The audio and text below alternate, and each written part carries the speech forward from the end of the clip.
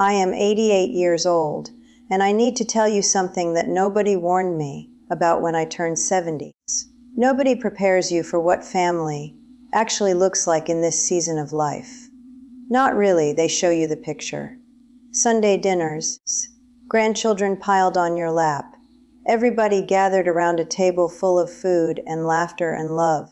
That greeting card version of old age. What they don't show you is the quiet Sunday, the phone that never rings, the holiday that comes and goes like an ordinary Tuesday. I learned the brutal truth about family after 70s. It took years of heartbreak to get there. And today, I'm going to share it with you. I have been walking this earth for 88 years. I raised 3 children. I buried a husband, rest his soul, after 47 years of marriage. I have moved, started over, grieved, and rebuilt more times than I care to count. My life has been full, hard in places, but full. I am not here to complain, and I am not here to make you feel sorry for me. But at 88, I have earned the right to speak plainly. What I am about to say, it needs saying, and most people are too polite or too afraid to say it. The year I turned 74, I had a birthday that changed me.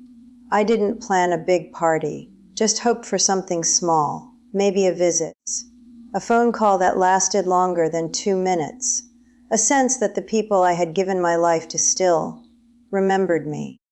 My daughter called in the morning. She was already rushed. She had somewhere to be.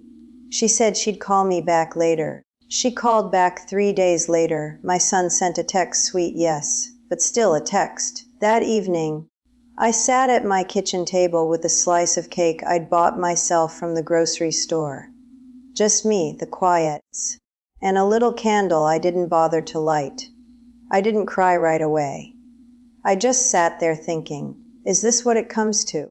I cried later, I won't pretend I didn't, but that birthday, that small, lonely, store-bought birthday, was the night I stopped pretending and started seeing things for what they truly were. Truth number 1, people change, even the people you love most. My children are not who they were at 25, and honestly, neither am I.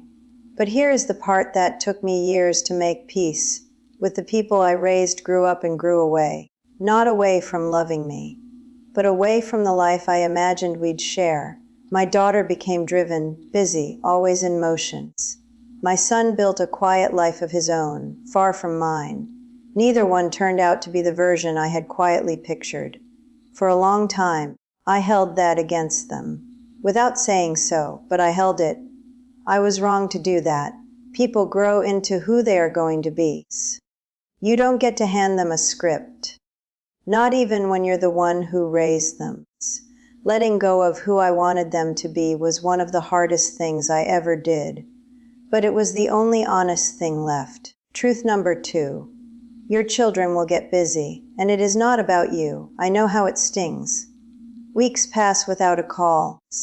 You see them posting on the internet, vacations, dinners out, big laughing photographs, and you sit there thinking, they had time for all of that, but not 5 minutes to check on their mother. That gets your blood up. I know it does. But here is what I had to tell myself, again and again, until I finally believed it. Their busy life is not a message about your worth. They are raising children, carrying mortgages, juggling jobs and marriages, and fears you don't even know about. They are not staying away out of meanness. They are drowning in their own lives. It does not make the loneliness any lighter, but it stops it from being personal. And the moment you stop taking it personally, it stops having quite so much power over you. If something I've said today is sitting with you, if you've been carrying this quietly and needed someone to name it, please hit that subscribe button and leave me a comment below. You are not alone, not by a long shot. Stay with me. We're almost through. Truth number 3. Expectations are where the hurt lives. This one took me the very longest to learn. I had a picture in my head of what family was supposed to look like. Holidays together, Sunday phone calls, Children who checked in not because they had to, but because they wanted to. And every single time real life didn't match that picture, I was devastated. Not because my children were terrible, but because I kept holding them up to a standard they never agreed to. My dear friend Hazel, she is 84 now, sharp as a tack.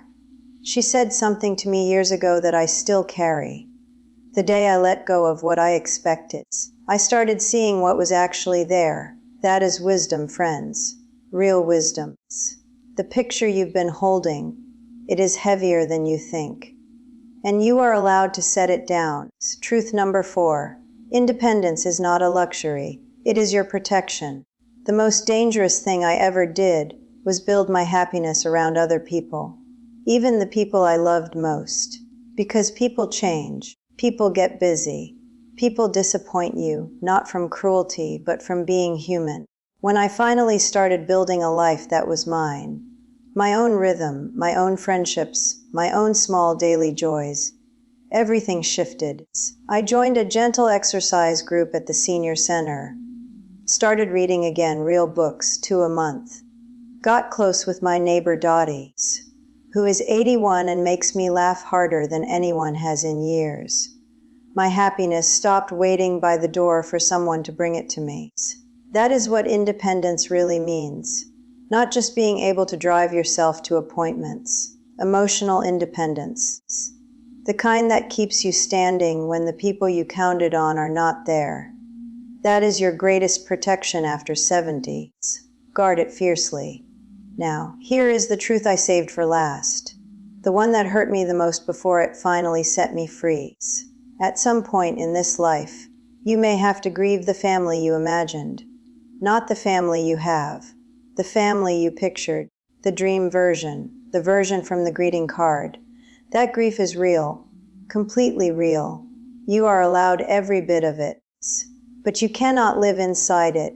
I spent too many years mourning something that was never going to happen. And every year I gave to that grief was a year I was not truly living. You still have life left in you. Good, warm, real life. Don't let a dream that never came true steal the years that are actually here. Last year, I bought myself a birthday cake again. But this time I called Dottie. We sat right there at my kitchen table, ate too much frosting, talked too loud, laughed until my ribs ached. And I thought, there it is, right there. Not the picture I used to carry, but something real, something I chose, something that was entirely unapologetically mine. The brutal truth about family after 70 is this: love them for who they are, not who you needed them to be.